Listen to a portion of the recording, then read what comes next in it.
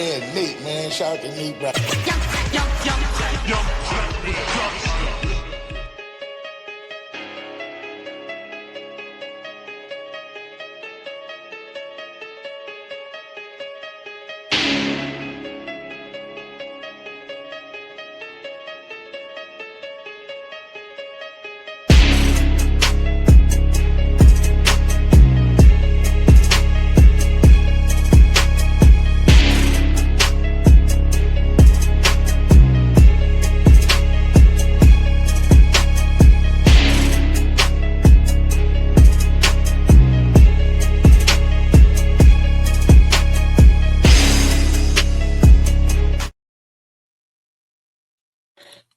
What up? What up? What up? What up? What up? What up? Ladies and gents, boys and girls, you are now tuned in to a brand new video of Sportsway with Dray podcast. I'm your host with the most, the Hoods ESPN, Crystal Street's very own, Dray. What's up? What's up? What's up? Once again, thank y'all for y'all continued support of the podcast. Keep it going, keep it growing, keep it flowing. If you haven't already, subscribe to the YouTube channel. It's right there on the bottom of the screen. Also, hit that notification bell so that way, once a video is uploaded, you will get a notification letting you know I dropped a new video. Like the video, share the video, leave a comment, tell a friend to tell a friend, all that good stuff. This video here, you know what today is. You know what today is. We round out the weekend. And again, at the end of the week, I always bring y'all these videos to get y'all in the groove and to get y'all going for the weekend. So again, thank you to the people that have been hitting me up with Ask the Hood ESPN, questions. That's the only reason why I'm able to do it, because people have been participating. And again, I pick my 5 favorites and then I, do a video, giving my opinions on them. I still have a couple of more. I still have a couple of more that I want to do. I think I got about, what are we on, the 5th one now? I got enough to do 7 of them. So keep it going. Keep it growing, keep it flowing. Again, like, even in the comments, like, if you want to give your opinions and give the questions in the comments section, have at it. Like, let's have fun with this. Let's have fun with it. So again, I only do 5. One of my friends was asking me, why don't I do 10? I don't want to do 10 because if I do 10, then it's going to be a prolonged episode, and I know people's attention spans ain't that high as it is. So I don't want to do 10 questions and then drag it to an hour. I don't want to do that. I just want to keep it in the half-hour range. Will that change later down the line? Maybe. But right now, I just want to keep it, in the realm of having these videos be a little close to a half hour or a tiny bit over a half hour. So that's why I only do 5 questions. So again, if you want to participate in them, you can even write them in the comments. And then if one of your questions is one of my favorites, I will answer it, and I'll even shout you out in the video as well. So let's get to it, shall we? So the first question I have is from my man Anton. He actually hooked me up with a question in the last Ask the Hoods ESPN, and now he has come back with this one. And I actually like this question, so let's get to it. Here we go, because it's 2 questions in one, so I'm going to answer both of them. Again, asked by Anton. WNBA starting 5 of all time and starting 5 currently. Well, being that I am a diehard WNBA fan, it's easy for me to answer this question. Now, with the emergence of Asia Wilson, I got to be honest with you. Somebody that was usually in my starting 5 is probably not going to be there now. and it's gonna be difficult because for years prior, my starting five was always the same. But now with the emergence of Asia Wilson and her being in that GOAT conversation, somebody that was in that starting lineup is gonna have to come out. I'm just trying to figure out how am I gonna do this. But again, it's my starting five. So I don't have to do the traditional point guard, shooting guard, small forward, power forward, center. I don't have to do that. My point guard and shooting guard will be traditional, but my front court is going to be a little different. So let's get to it. All right. Uh, my point guard is going to be Sue Bird. I think Sue Bird is the greatest point guard in the history of the W. So I'm gonna go with Sue Bird. At two, I'm gonna go with the White Mamba. I'm gonna go with Diana Taurasi. Um, at the three spot, I am going to go. Listen, again, I said it was gonna change. Usually at the three spot, I would have Maya Moore. Now I gotta change it. I gotta change it and put my favorite WNBA of all time. I have to put Candace Parker in at number three.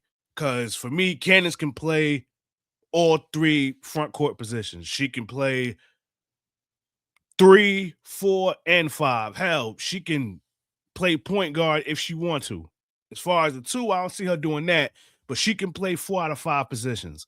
So again, like I said, with the emergence of Asia Wilson, I have to I have to put her in the top 5. I have to put her in my starting 5. So unfortunately, for biased reasons, I have to take Maya Moore out. Now, I would not argue with anybody that has Maya Moore in their all-time starting 5. You don't get no argument out of me. But for me, my biasness with Candace, I gotta go with her at number 3. Number 4, I'm putting Asia Wilson there. I'm putting Asia Wilson at the 4, and then at number 5, I'm going with Lisa Leslie. So that's my all-time starting 5 of the WNBA. Now, my starting 5 currently, my point guard, I'm going to go with Sabrina Ionescu. That's my point guard. At the 2 spot, I'm going to go. Ooh, wow. At the 2, I'm gonna go with shit. I mean, cause see, for me, 3, 4, and 5 is already solidified. So for me, the only questionable position is the shooting guard. Cause I don't know if I want to go with. I don't know if I want to go with Kelsey Mitchell, Kelsey Plum, or Jackie Young. Those are the 3 options. So I really don't know who I would go with at that 2 spot. At number 1, I mean, the biased in me would say Sabrina. But I'm gonna change it up. I'm gonna go with I'm gonna change it up. I'm gonna go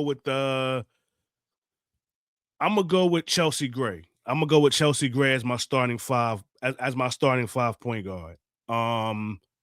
Battle tested, championship worthy, even though Sabrina has one with the Liberty. But Chelsea got about 3 of them things. So I gotta go with her for that. The shooting guard, again, I'm torn between Jackie Young and Kelsey Plum. I'm gonna for today, it's fluid, it can change. I'm gonna go for today. I'm gonna go with Jackie Young. I'm gonna go with Jackie Young. Who knows? Tomorrow I might go with Kelsey Plummer. For today, I'm gonna go with Jackie Mitchell. I mean Jackie Young. And then again, like I said, 3, 4, and 5 is already fluid, right? So for me, at the 3, I'm going with Nafisa Kalia. At 4, I'm going with Breanna Stewart. And at number 5, I'm going with Asia Wilson. So that's my starting 5 currently in the WNBA. So Anton, appreciate the question, my guy. Appreciate the question. And you asked another dope question, and this is for wrestling fans. Um, what's your opinion on the Bella Twins? Are you glad they are back in the WWE? That is a simple answer. Hell no, I'm not glad they're back in the WWE. Um, I never did a video on this. I wanted to, but when I was going to, I got under the weather, and this was a while ago. Um, it's not that I don't like the Bella Twins. So let's get that out the way. It's not that I don't like them. I respect their hustle. I respect what they have done in the WWE, even though I feel that their success is not organic. Um, Obviously, a lot of us know why they got their claim to fame, and that was because of, the old saying is not what you know, is who you know. But in their case, it's not who you know, it's who you screw. And I know that might be a little vulgar to some people, but if you are a real wrestling fan, then you know what the reality is as it pertains to the Bella Twins. They got to the position that they got because of who they were dating at the time. Okay. Nikki Bella was dating John Cena, the top superstar at the time. Brie Bella was dating Daniel Bryan, another top superstar at the time. And then you add to the fact that their mother was dating Vince McMahon's number 2 guy, John Laurinaitis. So you add all of that to the equation. That's why they got their claim to fame. Because if you really think about it, besides their sex appeal, besides their looks, what else do they offer? Because it's not in-ring ability. So what else do you have to offer? So they get these title runs. They get Total Divas, which was basically their show. Granted, it was other girls on the show, but that show was mainly about them. They was the forefront of that show. They come back now, and now, listen, we know what's going to happen with this run of theirs. It was just reported they signed a 2-year deal. So obviously we know what's going to happen. We're about to go into WrestleMania. They're going to be a part of that women's tag match. And it pains me to say it, and I know I'm going to be pissed when it happens. The Bellas are going to win that match at Mania. They want to give them their WrestleMania moment, to say the least, because they're Hall of Famers and they want them to have their WrestleMania moment. They want them to, at least hold tag team championships together as a team. They cannot hang with these women in wrestling now. This is not the Divas era from back in the day. In order for you to be able to hang in this era, you got to be able to wrestle. You got to be able to perform, and neither one of them can. They can't. All they have is their looks. All they have is their sex appeal. That's it. That's not going to cut it anymore. See, back then it was able to work. It's not going to work now. It's not going to work now. So I'm not glad that they're back. I'm actually upset that they're back because I think there are plenty of other women in that locker room that deserve an opportunity to be at WrestleMania. And unfortunately, they're going to be holding 2 spots up for other people that are much worthy and deserving to be at WrestleMania. And again, like I said, I know what's going to happen. They're going to get a part of that women's tag title match, and they're going to win at WrestleMania, unfortunately. And nobody's going to be too thrilled about it. Nobody's going to be happy about it because, listen, just listen to the reaction of the people since they've been back. They don't get a huge pop. They've been booed. They've botched moves. Like, the list goes on. So it is what it is. But yeah, I'm not glad that they're back. Again, I respect they hustle. And that's as far as it goes. But as far as what they've done in the ring, they're not great. They're not good. They're decent. And my favorite wrestlers are either great or they're really good. and the Bellas don't fit that bill. So there you have it. Third question. Shout out to my man Jacob, another person from, I don't know him personally, but he had put this question up on one of my old Ask the Hoods ESPNs, and I went back and I looked at some of the comments, and yeah, here we go with this one. All-time MLB team. All right, so I'm gonna give you my all-time team, each position. I'm gonna even add a DH. Hell, I'll even add a manager too, just to have fun with it. So let's go.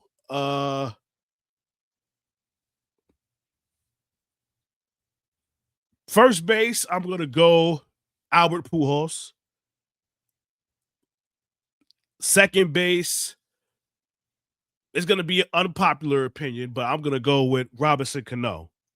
Uh, I'm gonna go with Robbie Cano at second base. Third base, I'm gonna go with A-Rod. I can't put him at shortstop because obviously y'all know who I'm going to put at shortstop, and that would be El Capitan Derek Jeter. Again, he's my favorite baseball player of all time, so obviously he has to be on my team as well. So I covered the infield. Well, not really, because I still got to do my catcher. So I'm for catcher. Catcher was difficult. I didn't know if I wanted to go with Mike Piazza or Pudge Rodriguez. But I'm gonna go with Pudge Rodriguez. I'm gonna go with Pudge Rodriguez at my catcher spot. I'm gonna save the pitcher for last because listen, it was so many that I thought of. My outfield is dumb easy. Dumb easy. Left field, I'm going with Barry Bonds. Center field, I'm going with Ken Griffey Jr. And in right field, I'm going with Aaron Judge. So that's my outfield. My DH, I'm going to go with David Ortiz because obviously I can't have him on the field, but to have him at DH, that's another dangerous hitter that I can have in my batting rotation. And then my pitcher. Shit. I mean, Pedro Martinez, Roger Clemens, Greg Maddux, Randy Johnson. I mean, for me, that's the Fantastic Four right there, at least of my era.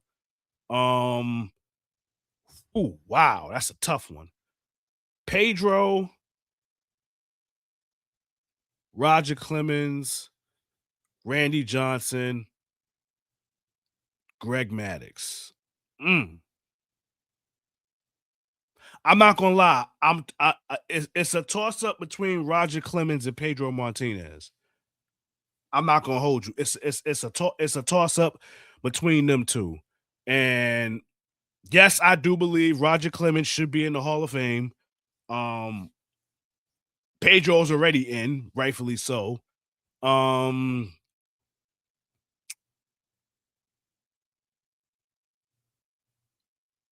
gonna go with Pedro. I'm gonna go with Pedro. I'm gonna go with Pedro Martinez as my pitcher for my all-time MLB team. I'm gonna go with Pedro. So yeah, Pedro. And then my manager, I'm gonna go with Joe Torre. I mean, he brung 4 World Series to the Yankees. So as a Yankees fan, it's only right that I make him my all-time manager. So there you have it. There you have it. All right, fourth question. Fourth question. Shout out to Stacy. Shout out to Stacy. Is the Dodgers repeating again? Are we seeing a three-peat? Stacy, I don't know if this is a male or female because Stacy is co-ed name, you know. So I don't know if it's a he or she, but unfortunately, In fact, let me not even say unfortunately. I'm praying to the gods that we don't see a three-peat. Um, the last team to three-peat would be my Yankees, and that was 98, 99, 2000. So no team since then has ever three-peated. And I'm tired of the Dodgers, to be honest with you. Now, I've always had an infatuation for the Dodgers because they're originally from Brooklyn. But with them signing all of these top players and them constantly winning now, I'm about tired of the Dodgers. All right. So listen, the Blue Jays was close last year. They was real close. Like that game 7 was one for the ages, and they was close to pulling it off. But I'm tired of the Dodgers, and I'm honestly hoping that we don't see a three-peat. I think the only team that I think can even be a threat to the Dodgers is probably Philly, if healthy. If healthy. Um, ooh, I hate to say it, but we might be seeing a three-peat. Trust me, it's not easy for me to say that. Trust me, it is not easy for me to say that, but unfortunately, Stacey, I do believe that we're on the verge for a three-peat. I hope I'm wrong. I truly hope I'm wrong, but yeah, I think we're in stores for a three-peat coming up, unfortunately. And then the last question, shout out to Erica. This is this is an easy one for me, but I'm gonna do it anyway. Uh, will UConn win it all? Well, I don't see the guys winning it all. Um, but I do see the girls winning it all. I did my bracket already. Um, I definitely have UConn winning the national championship. So you can add a check to another perfect season for Coach Gino Auriemma because, again, they're the only team in college basketball right now with no loss. So in order for them to do this, they're going to have to do it undefeated because, again, this is not a situation where you lose a game. It's another day. There is no tomorrow. In the words of Apollo Creed, you lose at March Madness and your season is over. But I don't see UConn losing a game. I do see them getting to the Final Four. I do have them playing South Carolina, and then I do have them playing Texas in the national title game. And I think that UConn pulls it off. I think UConn wins that game, a close game. I don't see it as a blowout. I see that being probably their toughest game of the year, rightfully so, being in the national title game. And I see them beating Texas to win the national championship. So, yes, to answer your question, Erica, yes, I have UConn winning it all. So there you have it. Again, like I said, I try to do these things within a close to a half-hour range. I'm at Jordan number. So I did my part. Again, keep the questions coming. Like, again, when you watch this and you want to add some questions in the comment section, go ahead and do it. And if they're my favorites, again, like I said, I got a couple of questions lined up to where I can do part 6 and 7, but keep the questions coming. You never know. I might add one of those questions as one of my favorites in those future videos. So again, just keep the questions coming. Let's have some fun here. But it's a wrap for this video. Once again, thank y'all for y'all support. Continued support for that matter. Keep it going, keep it growing, keep it flowing. Again, if you haven't already, subscribe to the YouTube channel. I'm almost at 100. I mean, almost at 1,000. Sorry, I'm almost at 1,000. We're almost at the end of the month, so hopefully by the end of the month, I'll be at 1,000. Consistency is the key. So again, keep it going, keep it growing, keep it flowing. Again, subscribe to the channel if you haven't. Hit that notification bell so that way once a video is uploaded, you will get a notification letting you know I dropped a new video. Like the video, share the video, leave a comment, tell a friend to tell a friend, all that good stuff. In closing, y'all know how this goes. This has been another video of Sports Way with Dray Day podcast. Again, thank y'all for y'all support. Catch y'all on the flip side. God bless. Peace and love. Your boy is out of here.